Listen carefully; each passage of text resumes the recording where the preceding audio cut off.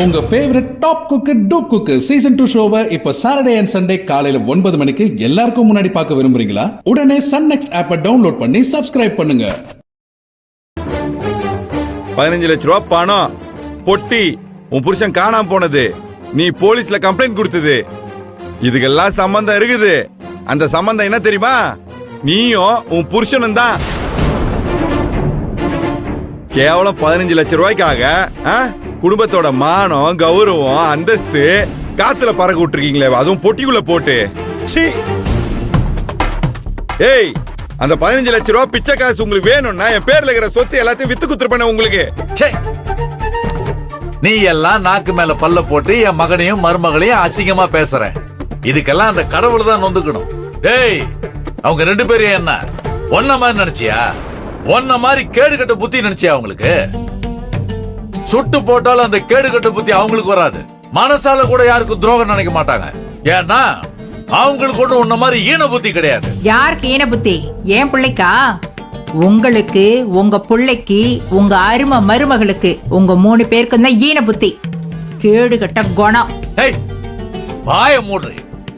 அவனையாவது ஏதாவது ஒரு வகையில மன்னிச்சு விட்டுறலாம். ஆனா நீ இருக்க பாரு, உன்னை மன்னிக்கவும் முடியாது, மறக்கவும் முடியாது.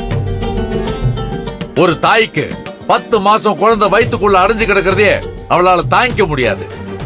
ஆனா பெத்த புள்ள 2 நாளா மயக்கம் போட்டு பெட்டிக்குள்ள கடந்திருக்கிறான். கொஞ்சம் கூட ஈவிரக்கமே இல்லாம இருந்திருக்கிறேன்.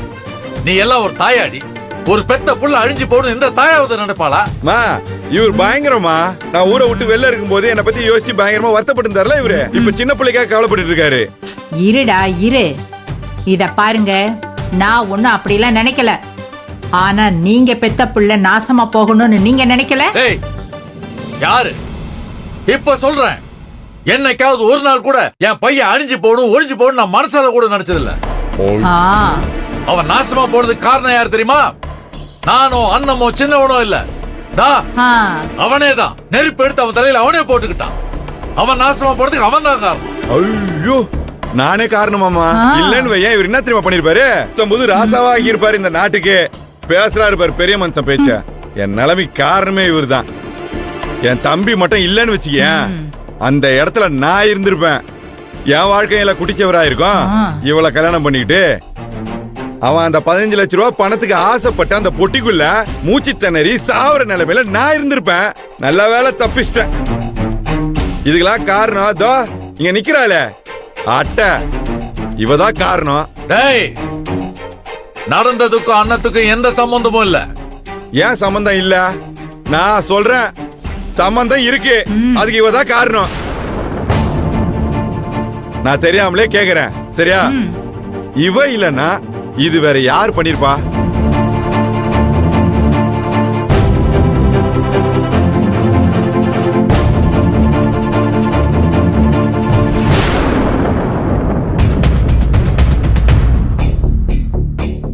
அண்ணா இருங்கம்மா, மேடம் கிட்ட பெர்மிஷன் வாங்கிட்டு வந்துடுறேன். இந்தாங்க சார். இருமா துர்கா மேடம், நீங்க கூப்பிட்டது கூட கவனிக்காம அவ்வளவு வேகமா உள்ள போறாங்க. வேகமா மட்டும் இல்ல சார், கோமாவும் போறாங்க. என்னன்னு தெரியலையே. இந்த ஃபைலை பாருங்க சார். கொடுங்க.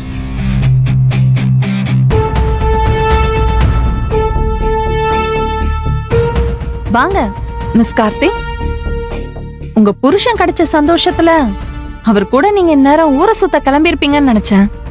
நீங்க என்னடானா என்ன பார்க்க வந்திருக்கீங்க? உங்களை பார்க்க வரல. அப்படியா? அப்ப வேற எதுக்கு வந்தீங்க? எதுக்கு அவசரப்படுற? இன்னும் கொஞ்ச நேரத்துல அது உனக்கே தானா தெரியும். ஆமா, உன் மனசுல என்ன நினைச்சிட்டு இருக்க நீ? நான் என்ன நினைச்சிட்டு இருக்கேன்னு தான் உனக்கே தெரியுமே. அத மறுபடியும் சொல்லி டைம் வேஸ்ட் பண்ணணுமா? ஆனா சும்மா சொல்லக்கூடாது. நீ பயங்கரமான ஆள் தான். ஊர்ல இருக்கிற சாமியெல்லாம் கும்பிட்டு உன் புருஷனை திரும்ப வீட்டுக்கு கூட்டிட்டு வந்துட்டல.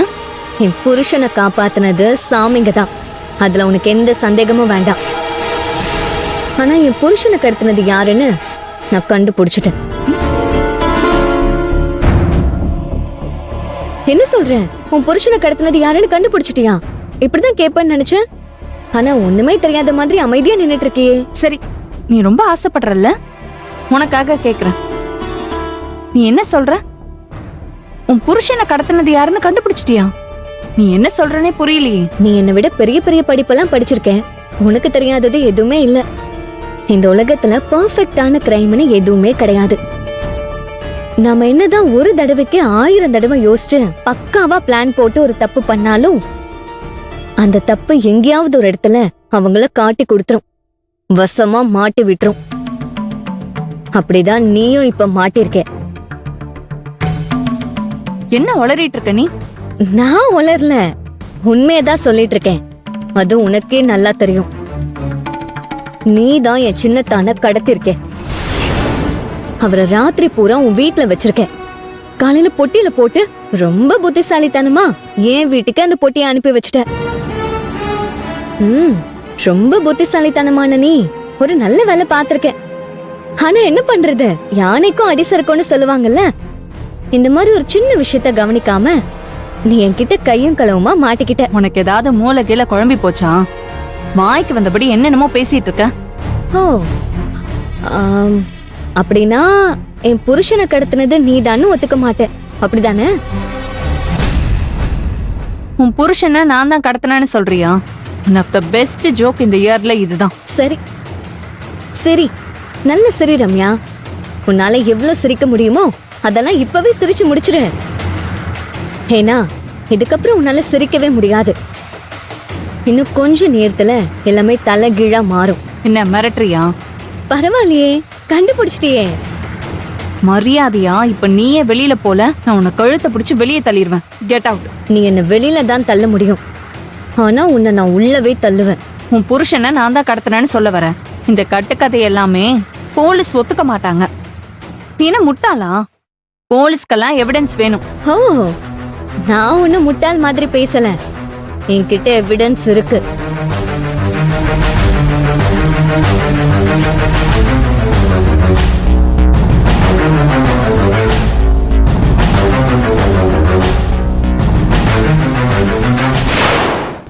என்ன ரம்யா பாக்குற?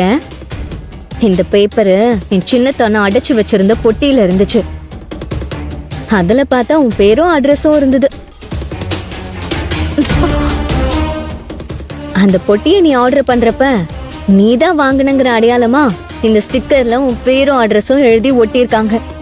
இத நீ கவனிக்காதது உன்னோட துரதிருஷ்டம், நான் கவனிச்சது என்னோட அதிர்ஷ்டம்.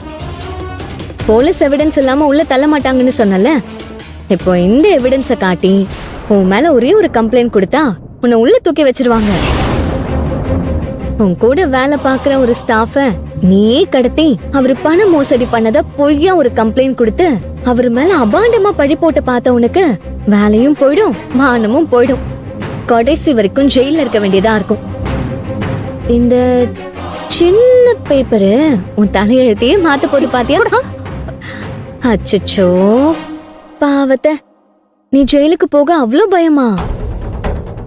ஆனா ஒரு தப்பும் பண்ணாத என் புருஷன் மேல அவ்வாண்டமா பழி போட்டு அவரை ஜெயிலுக்கு அனுப்ப பார்த்தல்ல, உனக்கு வந்தா ரத்தம், என் புருஷனுக்கு வந்தா தக்காளி சட்னியா?